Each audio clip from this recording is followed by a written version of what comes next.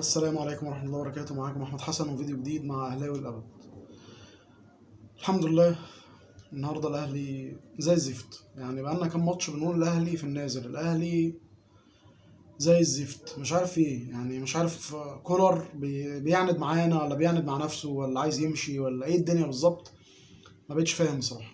تشكيل زي الخرا من أول ماتش كده، تشكيل زي الخرا، ما ينفعش نقول غير كده. يعني أول مرة أشوف الأهلي بيلعب بالشكل ده.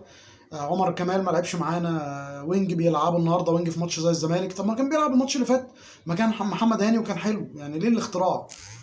بتلعب بمودست، بادي الماتش بمودست وطاهر محمد طاهر، الاثنين اللي هم اصلا قليل جدا لما بيسجلوا. جايبين واحد من فرنسا بيسند والتاني اصلا ما بيجيبش جوان، يعني طاهر ما بيجيبش جوان، فبنلعب بيهم ليه من اول ماتش؟ مع عدليه رضا سليم وكهربا والسوليه وسام ابو علي من اول ماتش بره، يعني ليه الخرا ده من اول ماتش؟ ما احنا بدأناها الخرا، لازم يجي الخرا على دماغنا احنا في الاخر، يعني لازم يجي الخرا على دماغنا على جماهير النادي الاهلي. وانت بادئ بتشكيل زي الزفت، فليه كده؟ يعني مقعد الاربعه دول جنبك ليه؟ كهربا اللي جايب لك الماتش اللي قبل اللي فات، جايب لك جونين من احلى الاجوان اللي جت. الراجل ما لعبش، منزله في الدقيقه 89، حاجه كده اختراع، اختراع يا كوتش. يعني كهربا اللي بينزل يجنن اللي خلفوهم كل ماتش، واصلا وجود كهربا في الملعب في ماتش الزمالك بيعفرط الزملكاويه نفسهم، يعني بيجننهم. فانت خليته عندك 89 دقيقه قاعد جنبك على الدكه، ما اعرفش بيعمل ايه. احمد عبد القادر يشكر، الراجل غايب برضه مطلع عينه، انت بقالك فتره وما بيلعبش كوره، والراجل نزل جاب جون وكان كويس جدا النهارده.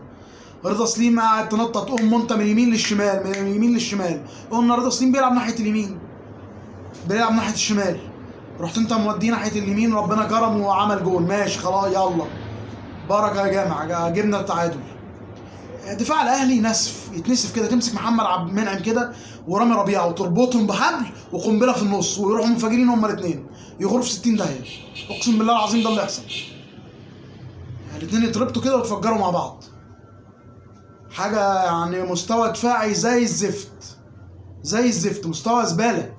يعني كنا بنلعب الزمالك وهم بيقدموا مستوى زباله زيهم.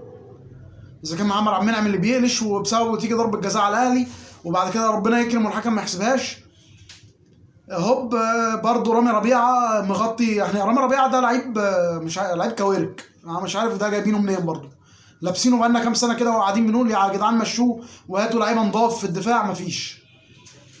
حظنا المنيل ان ياسر ابراهيم مصاب ومحمود متولي ده الله يرحمه، يا ريت يغوروه في داهيه برضه ملوش لازمه.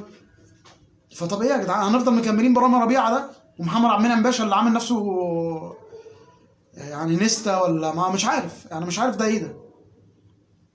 انا ما شفتش دفاع الاهلي بالشكل كده من زمان، بالشكل ده من زمان.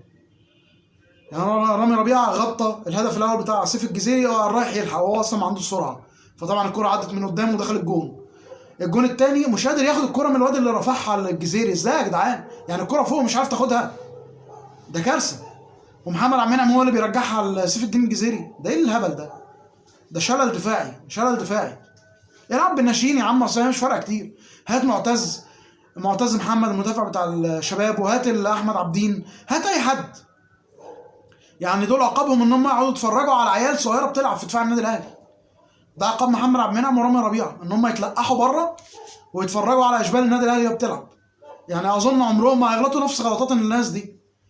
ده لعب ناس بتبطل كوره، يعني لعب ناس بتبطل كوره، مش عايز زي عبد المنعم ده. المفروض ان هو لسه بيبتدي وبيقول لك عايز احترف بره. احترف بره ايه يا عم؟ ده لو حد شاف ميتين الماتش ده، ولا حتى تحترف في بني عبيد. رامي ربيعه عنده 32 سنه ومفيش عمق دفاعي، مفيش زفت، خطه زي الزفت. يعني كولر النهارده من اسوأ ماتشاته اللي شفتها بيديرها النهارده، خطه زي الزفت. لو كملت كده يا كولر لا هناخد دوري وهنطلع من الماتشات الجايه بتاعت افريقيا وخلاص على كده. ما اعرفش هو ده اللي انت عايزه ولا ايه الدنيا بصراحه. يعني ما اعرفش انت راسم الرسمه السنه دي على ايه، بس انت لو كملت بالشكل ده احنا لا هناخد دوري السنه دي ولا هنكمل في افريقيا. خلاص هنطلع الماتشين الجاي قدام مازيمبي وشكرا على كده. فيا ريت الاداره تتحرك من ساعه ما مشي سيد عبد الحفيظ والدنيا زي الخرا يا جدعان. قلنا قبل كده، انا هسمي الفيديو ده بعنوان الدنيا زي الخرا. يعني هو ما فيش، انا قلت كلمه خرا اكتر ما قلت اسامي اللعيبه.